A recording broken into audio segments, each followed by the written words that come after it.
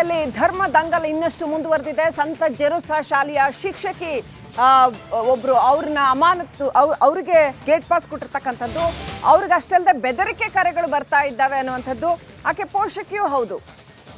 ಹಿಂದೆ ರಾಮನ ಅವಹೇಳನ ಮಾಡಿದಂಥ ಘಟನೆ ಆ ಶಾಲೆಯಲ್ಲಿ ನಡೆದಿತ್ತು. ಬೇರೆ ಇನ್ನೊಬ್ರು ಶಿಕ್ಷಕಿ ರಾಮನ ಅವಹೇಳನ ಮಾಡಿದಂಥ ಘಟನೆ, ಇದನ್ನ ಮಾಧ್ಯಮಗಳಿಗೆ ಹೇಳಿದ್ರು, ಮಾಧ್ಯಮಗಳಿಗೆ ಬೈಟ್ ಕೊಟ್ರು ಅಂತ ಕವಿತಾ ಅನ್ನುವಂಥ ಶಿಕ್ಷಕಿ, ಅವ್ರ ಮಗಳು ಕೂಡ ಅಲ್ಲೇ ಓದ್ತಾ ಇದ್ದಾರೆ. ಅವರಿಗೆ ನಿರಂತರ ಬೆದರಿಕೆ ಕರೆಗಳು ಬರ್ತಾ ಇದ್ದಾವೆ. ವಿದೇಶದಿಂದ ಶಿಕ್ಷಕಿ ಕವಿತಾ ಮೊಬೈಲ್ಗೆ ನಿರಂತರ ಬೆದರಿಕೆ ಕರೆಗಳು ಬರ್ತಾ ಇದ್ದಾವೆ. ಅವಾಚ್ಯ ಶಬ್ದಗಳಿಂದ ನಿಂದಿಸಿ ಕವಿತಾಗೆ ಜೀವ ಬೆದರಿಕೆ ಹಾಕಲಾಗಿದೆ. ಮಂಗಳೂರಿನ ಜೆರುಸಾ ಶಾಲೆಯ ವಿವಾದ ದಿನಕ್ಕೊಂದು ತಿರುವು ಪಡೆದುಕೊಳ್ಳುತ್ತಿದೆ. ವಿವಾದ ಸ್ವರೂಪ ಬೇರೆ ಬೇರೆ ರೀತಿ ಆಗ್ತಾ ಇದೆ.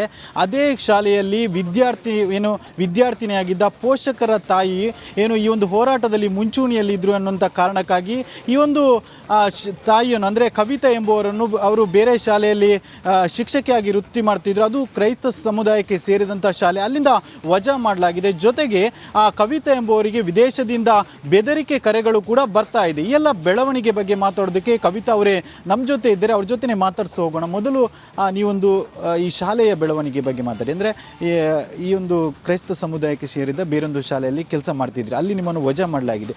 ಯಾವ ಕಾರಣ ಕೊಟ್ಟು ನಿಮ್ಮನ್ನು ವಜಾ ಮಾಡಲಾಗಿದೆ? ಕಾರಣ ಯಾವುದೂ ಕೊಡಲಿಲ್ಲ ಸರ್. ಬೇಡ, ನಿಮ್ಮ ಅಗತ್ಯ ಇಲ್ಲ ಅಂತ ಹೇಳಿದರು. ಸೊ ನಮ್ಮ ಅಗತ್ಯ ಇಲ್ಲ ಅಂದರೆ ನಾವು ಅಲ್ಲಿಂದ ಸೀದಾ ಹೊರಟು ಬರುವಂಥದ್ದು. ಅವ್ರ ಕಾರಣ ಕೇಳಿದರೆ ನನಗೆ ಅಲ್ಲಿ ಉತ್ತರ ಇತ್ತು, ಅವ್ರ ಕಾರಣ ಕೇಳಲಿಲ್ಲ ಸರ್.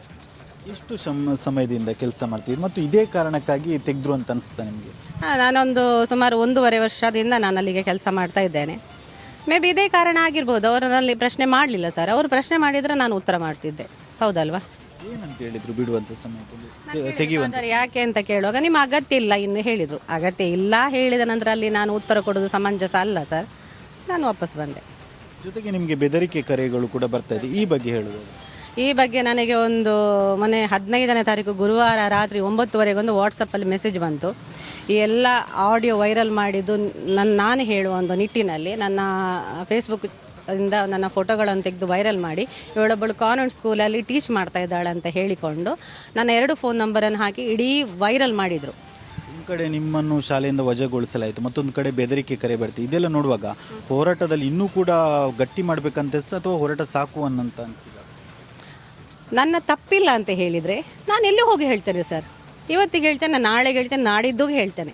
ತಪ್ಪಿದ್ದವರು ಒಳಗೆ ಕೂತಿದ್ದಾರಲ್ಲ, ನಾನು ಬಂದು ಹೇಳ್ತೇನೆ ಎಲ್ಲಿ ಸಹ. ನಮ್ಮದೇನು ತಪ್ಪಿದೆ ಸರ್? ಪೋಷಕರಾಗಿ ನಮ್ಮದು ಏನೋ ತಪ್ಪಿಲ್ಲ, ಯಾವ ಪೋಷಕರದ್ದು ತಪ್ಪಿಲ್ಲ. ತಪ್ಪಿರೋದು ಅಲ್ಲಿ ಸಿಸ್ಟರ್ ಒಬ್ಬರದ್ದು. ಅವರು ಬಂದು ಹೇಳಿದ ನಂತರ ಆ ಮ್ಯಾಟ್ರಲ್ಲಿ ಕ್ಲೋಸ್ ಆಗ್ತದೆ, ಹೌದಾ ಅಲ್ವಾ? ಅಷ್ಟೇ.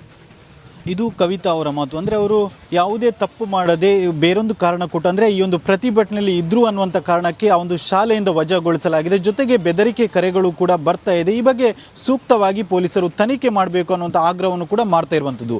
ಕ್ಯಾಮರಾ ಪರ್ಸನ್ ದಿವಾಕರ್ ಪದ್ಮುಂಜ ಜೊತೆ ದಿನೇಶ್ ಕಾಶಿಪಟ್ನ, ರಿಪಬ್ಲಿಕ್ ಕನ್ನಡ, ಮಂಗಳೂರು.